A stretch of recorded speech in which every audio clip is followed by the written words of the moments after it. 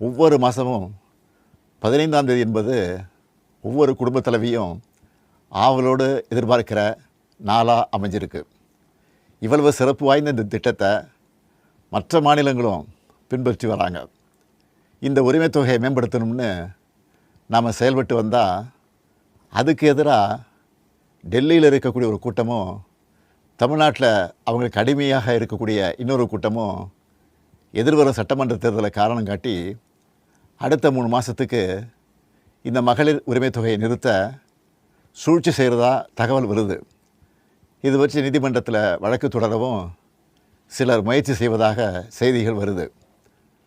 1,31,00,000 மகளிர் உழைப்பை அங்கீகரிக்கிற இந்த திட்டத்தை 3 மாதம் நிறுத்தி வச்சா நீங்கள் எவ்வளவு சிரமங்களுக்கு ஆளாவீங்கன்னு உங்கள் வீட்டில் ஒருத்தனா இருக்கக்கூடிய எனக்கு நல்லா தெரியும்.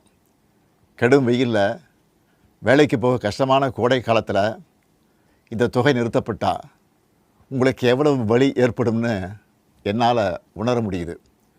உங்கள் மாதாந்திர செலவை எப்படி சமாளிப்பீங்க?